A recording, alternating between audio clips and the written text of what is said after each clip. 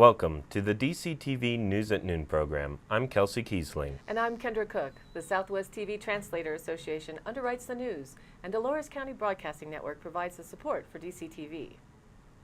Here at the News at Noon show, we present news we hope you find interesting and report on local issues and events.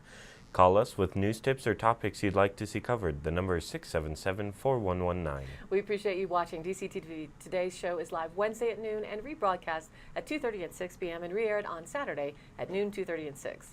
Coming up, Colorado's response to Trump's speech, a new American-made motorcycle, how does Colorado rank nationally, and more. Find out about the heroin epidemic, radon alerts, and updates on Hesperus ski closure, along with the weather, sheriff's report, and the area happenings. That's all coming up today, March 1st, 2017. Now here's the news. Reported in the Durango Herald, in his first major speech to Congress, President Donald Trump outlined the agenda for his administration.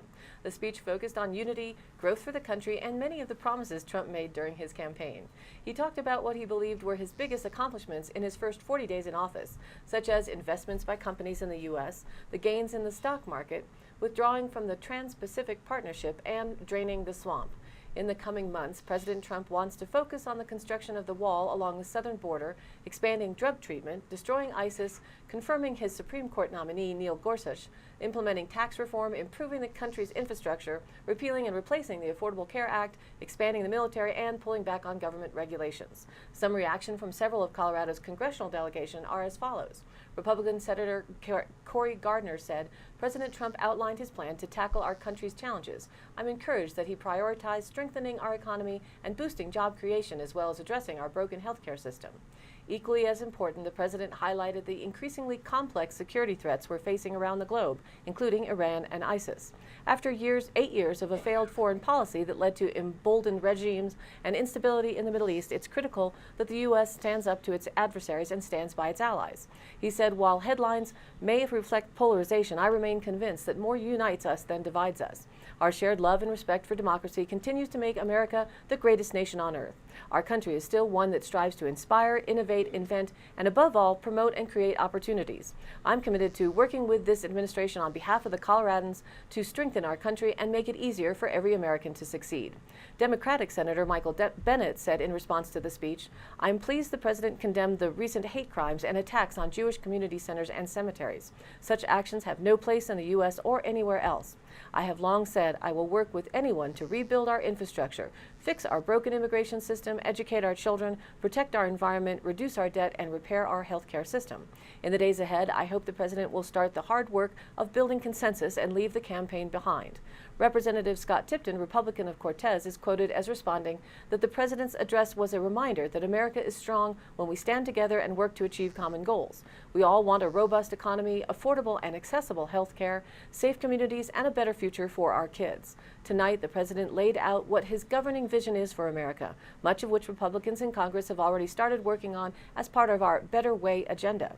We're repealing and replacing Obamacare with a health care system that lowers costs, increases choices, and ensures all Americans can access the health services they need. We are taking steps to roll back the federal overreach that has plagued small business owners and entrepreneurs over the last 8 years, because a vibrant Main Street is critical to a strong economy. We are also working towards streamlining and simplifying our tax code so businesses will feel confident investing in the U.S. and Americans can keep more of their hard-earned money. We're at a pivotal point in our nation's history, he said, and I look forward to continuing the work that will advance policies that benefit the families of the 3rd Congressional District of Colorado. Overall sentiment by the media on the president's speech appears to be that they are more receptive to a much more reserved presentation that appears more presidential in demeanor. Reported by the Cortez Journal this week, the bipartisan task force to combat the heroin epidemic is holding a panel in Washington to hear from families who have been impacted by heroin addiction.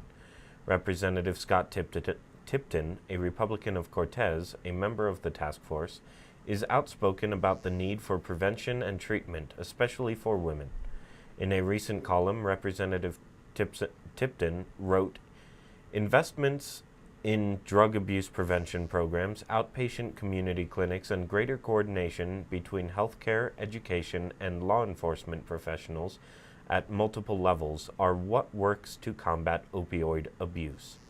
Since its formation in October 2015, the task force has championed the passage of the Comprehensive Addiction and Recovery Act, which was signed into law in July 2016. The task force was formed to develop best practices and foster interagency collaboration to address this growing heroin epidemic, according to a news release from Representative Ann McLean Custer, a Democrat of New Hampshire. There's a new American-made motorcycle revving up business in Dolores, according to the Cortez Journal report. Motus Motorcycles, based in Birmingham, Alabama, offers high-end sport touring models that combine performance with user-friendly maintenance. The bike's versatility and unique engine caught the eye of Sam Manganaro, who recently added the Four Corners Motus dealership to his Vincent Works motorcycle shop located on the hill west of Dolores. Motus is designed by riders, built by riders, for riders, he said. They are hand-built, not mass-produced. Inspired by the American auto industry, Motus Baby Block V4 engine generates up to 180 horsepower and is built like a small block Chevy cut in half. Other engine components come from Cadillac and Corvette, and parts, including alternators and oil filters, can be replaced at your local auto parts store. The Motus design is by Pratt & Miller of Michigan. They built it with proven parts you can buy off the shelf, so it's really reliable, Manganaro said. It's made for riders who maintain their own bikes. Any bike shop can work on it. While Motus targets a, quote, deep pocket market, buyers get a lot of value. The Motus MSTR 1650cc 180 horsepower is priced at $36,975, and the Motus MST with 165 horsepower is priced at $30,975. Manganaro said the all-in-one bike offers comfortable touring and high-performance sport and race riding, a rare combination. For touring, they are mile eaters, going 700 miles in one day easily. There are only about 100 Motus motorcycles on the road, but the American brand is gaining in popularity, according to Nancy Bruns, who helps manage Motus Four Corners with Manganaro. Motus, which stands for Motors US, joins the American-made market associated with Indian and Harley-Davidson brands. Manganaro is planning an open house to showcase the Motus motorcycles, which are lined up across from classic British-made Vincents on the showroom floor.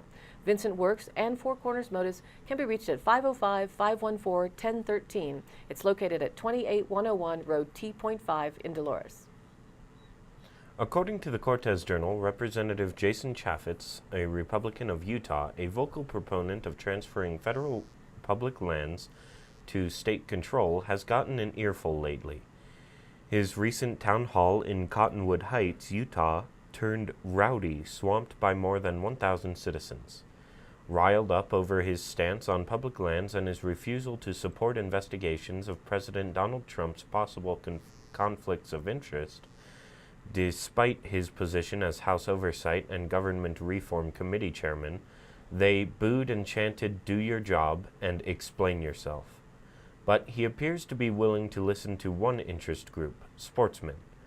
On February 2nd, Chaffetz credited pressure from hook and bullet groups for his decision to kill the public lands transfer bill he recently introduced, H.R. 621.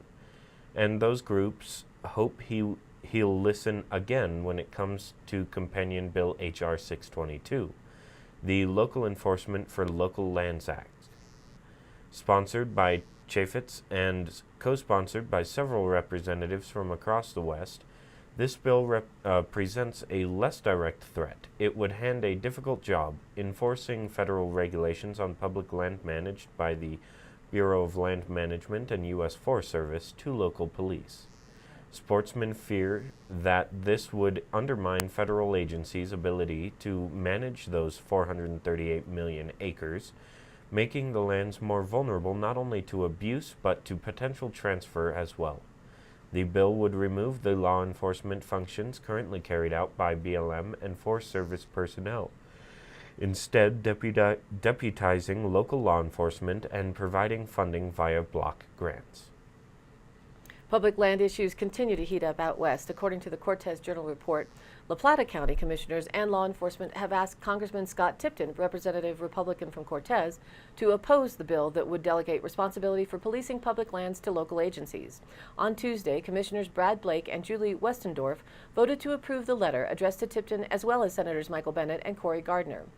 The Local Enforcement for Local Lands Act, sponsored by U.S. Representative Jason Chaffetz, Republican of Utah, would terminate the law enforcement functions of the U.S. Forest Service and Bureau of Land Management, as well as related funding. Instead, block grants, or grants that can be applied to range of services based on acreage and employee count, would be provided to states for policing federal land. Local officials fear such a funding mechanism would be inadequate. In southwest Colorado, where county's land mass is held by a large percentage of federal lands, the transition would mean more deputies and record keeping. In February, the House Natural Resources Committee referred the bill to the Subcommittee of Federal Lands on which Tipton serves. La Plata County Sheriff Sean Smith said the bill is ill-conceived and doesn't consider the fact that sheriff's deputies are not trained to protect natural resources. Unforeseen costs to the county could be a significant byproduct if the legislation passed. On behalf of Trout Unlimited, Ty Churchwell spoke before the board against the bill. "We've expressed our opposition to Chaffetz and Tipton," Churchwell said.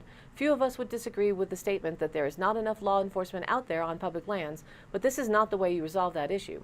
We're of the opinion that the way to resolve the issue of law enforcement is through appropriations and for agencies to be better funded."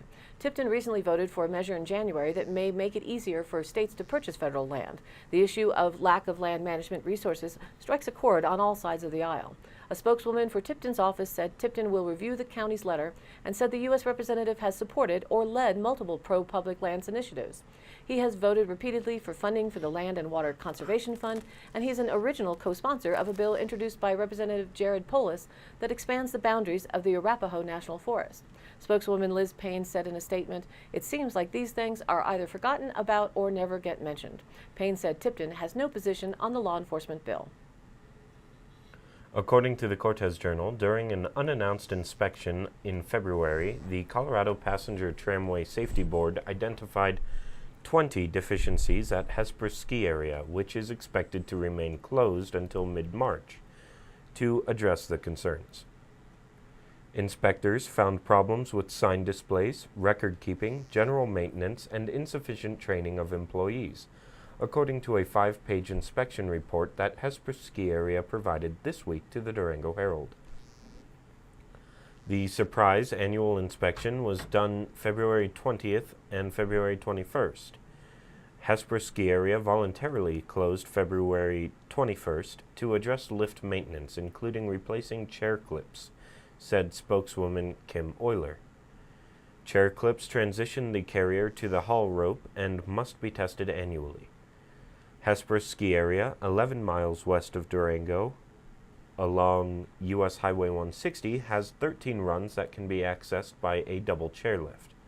It was purchased last year by James Coleman, who added it to a portfolio of ski areas in the Southwest, including Purgatory Resort, Arizona Snow Bowl, Sipapu Ski and Summer Resort in New Mexico, and Pajarito Mountain in New Mexico. Hesper season passes are being honored at Purgatory Resort, 27 miles north of Durango. And now let's take a look at our weather.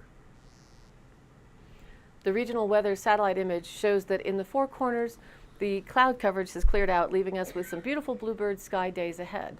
In technical weather terms, the NWS states that northwesterly flow has set up on the backside of the trough that brought all that snow to the area yesterday. We might have some technical difficulties with the maps today. Bear with us. This flow will allow some snow showers to form over favored northwest-facing slopes, but minimal accumulation is expected. Under this flow, plenty of drying has kicked in, which will keep mostly sunny skies in the forecast along the south of I-70, though partly to mostly cloudy skies are expected for the northern mountains and most of the northern valleys. Cold air will remain across the area, with high temperatures still running about 10 degrees cooler than normal for this, the first day of meteorological spring. Indeed, Happy New Year, as older calendar counting used March and the spring equinox as the beginning months of their calendars. In my family, we have the tradition to say rabbit, rabbit to bring good luck for the rest of the month. So rabbit, rabbit, y'all. Back to the weather. Sunny skies will prevail for most of eastern Utah and western Colorado, though again the northern mountains will see a few more clouds. After a brisk start to the day, temperatures will begin to warm up, and though still not quite reaching normal values, it should be noticeably warmer tomorrow than today. West to northwest flow on the national image. You'll see that it will dominate the weather pattern Thursday night and Friday, with a broad ridge of high pressure overhead, providing dry conditions and warming temperatures for our area. The upper level flow should allow for enough mixing to prevent lower valleys from developing strong inversions due to recent snowfall. Warmer, drier weather is expected through Saturday, then beyond Saturday. The models are not in great agreement, so low confidence exists Sunday through Tuesday as to the opportunity for clouds and possible rain. There is a slight chance that clouds increasing Sunday ahead of a quick moving trough may bring rain and snow to the region Sunday evening through Monday, mainly for the northern and central areas. This trough appears cold enough for snow levels lowering to the valley floors by Monday morning. However, previous model runs did not show any weather system impacting the region through the weekend into early next week, with temperatures staying fairly mild. That large H for the high pressure hanging out in the southwest is a welcome change as our previous storm system continues to plague the eastern states with rain and thunderstorms. DCTV's 5-day forecast is showing the temperatures just above freezing for daytime highs today through Friday, with another string of cold nights with temps in the teens. Then Saturday through Monday, the temperatures rise a bit, and as the National Weather Service indicated, there may be a possibility for a little rain or snow more likely Sunday into Monday, but that system may not come together. The outlook is uncertain at this point in time, so we may end up with a nice warmer weekend after all. And now, back to the news. According to the Durango Herald, a Durango preschool is considering mitigation work after finding heightened levels of radon in its building. Recent test results showed radon levels dropped at the Roberta Shirley Center compared to an initial screening, but mitigation is recommended, Tri-County Head Start administrator said this week. Tri-County oversees the center and other schools in the region. After a letter about initial testing results was released, the center at 2019 East 3rd Avenue closed for a week on January 30th because staff members refused to come to work because of safety concerns. Radon is a naturally occurring gas that, after years of exposure, increases the risk of lung cancer. High levels of radon are common across La Plata County. The initial screening during winter break showed radon was above 20 picocuries per liter. Tri-County Head Start Director Lisa Stone Muntz said in an email. More recent tests show radon levels in the range of 6 to 8 picocuries per liter, she said. The state safety standard is 4 picocuries per liter. The school expects to get an estimate for mitigation work this week, Muntz said. About 70 students are enrolled in Head Start classes in the building. The city of Durango owns the building and would likely be responsible for mitigation. From the Durango Herald, legislation to increase penalties for tampering with oil and gas equipment is on its way to the State House of Representatives. Senate Bill 35, which makes tampering, destroying, breaking, or removing equipment associated with oil and gas operations, passed 19-16 on Tuesday, with Senator Sherry John, Democrat from Wheat Ridge, joining the Republicans in support. The bill drew substantial debate because of its broad wording and application, but an amendment approved Monday erased a section criticized by Democrats in the Senate. But the amendment didn't erase opposition, and Senate Democrats came forward Tuesday to express their dissatisfaction with the creation of special legal protections for the oil and gas industry. We should be protecting the people, not the oil and gas corporation, said Senator Matt Jones, Democrat from Louisville. The bill will now move to the Democrat-held House. In addition to the tampering measure, the 9 other bills were scheduled for third reading, 22 for second reading, and 23 were on the calendar for committee hearings. Included in second reading were HB 1145, which would change current law to allow amateur vintners to enter into wine tasting competitions as long as their products were tasted only by judges. It was approved by the full House. HB 1179, which expands Good Samaritan laws to offer protection for individuals who forcibly enter vehicles to provide emergency assistance for people or animals, was approved by the House on second reading. Bills heard in committees included Senate Bill 27, which would increase the penalty for texting while driving to a Class 2 misdemeanor traffic offense, which carries a $300 fine and 5-point driver's license deduction. SB 27 was heard by the Senate Appropriations Committee, and it passed on a 6-1 bipartisan vote. The bill will be sent to the full Senate for a second reading and debate. Reported by the Durango Herald, the second piece of legislation aimed at resolving concerns with construction defects in Colorado passed 5-2 Monday by the Senate Business, Labor, and Technology Committee. Senate Bill 156 would require homeowners seeking restitution for faulty work by contractors to go through mandatory arbitration or mediation. It also would require homeowners associations to acquire written consent from a majority of owners to pursue litigation.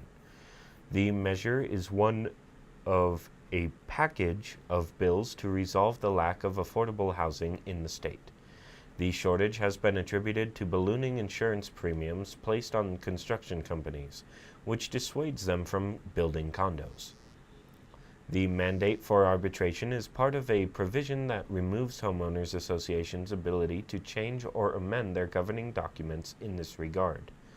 Arguments against the bill centered around this provision and the potential exploitation of it by construction companies. Jonathan Harris, chairman of Build Our Homes Right, an organization of homeowners affected by construction defects, said SB 156 could allow developers to create governing documents before construction begins that homeowners would be powerless to change. This would allow developers to rig the game, Harris said, by placing provisions that mandate who would oversee the mediation, where it would occur, which could be out of state, and ultimately limit homeowners' ability to file lawsuits. CBS Denver reported on the ranking of Colorado according to recent survey information, and the bottom line is that the economic future is looking good for Colorado. U.S. News and World Report listed Colorado number 1 for the economy, ahead of New Hampshire and Minnesota. Colorado is in the top 10, number 9 actually, when it comes to the best state in the nation, while Massachusetts ranked first overall. Colorado's low unemployment and job growth helps it make the grade, according to Lieutenant Governor Donna Lynn. The attraction of both people to move here as well as businesses has created that vibrant growth here in Colorado, said Lynn. Layer 3 TV, a next-generation cable provider, moved its corporate headquarters to Denver from Boston. CEO Jeff Binder says not only did the startup get a $2.9 million tax credit incentive to make the move, but also Colorado has a great talent pool. He said it's a great workforce, highly technical, highly motivated, and quality of life is just extraordinary. The report says Colorado ranks number 7 overall for infrastructure, with some of the best public transportation. Number 9 for population health, thanks to the plethora of outdoor activities and the climate. Colorado is number 11 for healthcare and number 8 for education. And now for the Dolores County Sheriff's Roundup for the week of February 20th through the 26th. A town residence door was found open by a concerned neighbor. Nothing appeared amiss and extra patrols were requested. A welfare check was performed for a county citizen. A county resident reported a small white and a small blue car drag racing on County Road 6. A deputy took a report of a stolen vehicle from a town resident. A deputy responded to a stranded tractor trailer on Highway 491. The driver had already requested mechanical help. That's it for today's roundup. Stay tuned for continuing updates. Here's today's High Country happenings. Friday, March 3rd, join the Dove Creek community for Frito Pie or chili dinner from 3 to 6:30 p.m. as a fundraiser to support Beyond the Nest Learning Center. The cost is $7 for chili Frito pie, a dessert, and a drink. Enjoy a good meal while supporting the students. Saturday, March 4th, MORP, or M-O-R-P, hands-on pruning and scion collecting workshop runs from 10 a.m. to noon in a heritage orchard at the 25861 T Road T in the Lebanon area north of Cortez. Dress for the weather, wear boots, gloves, and glasses. Cost is $25 for MORP members, $35 otherwise. Email morp@montezumaorchard.org to register. Class size is limited, or go online to montezumaorchard.org to find more info. March 11th, there will be a Women's History Month March and Rally at noon at the Cortez Cultural Center Plaza. Rally with music, speakers, and refreshments starts about 1 p.m. at the plaza. Everyone is welcome. It's sponsored by the Montezuma Alliance for Unity. For details, call Connie Fox or email her at 6cpfox@gmail.com. All of the happenings are listed on the DCTV Facebook page. Check it out. We hope to be bringing the news at noon as a live streaming feed to Facebook very soon. If you have news or event information you'd like us to share, send us an email at dcbnnews@gmail.com or call us here at the station. The number 677-4119. Thanks for tuning in. A reminder that this program is aired live at noon Monday through Wednesday and rebroadcast at 2:30 and now 6 p.m.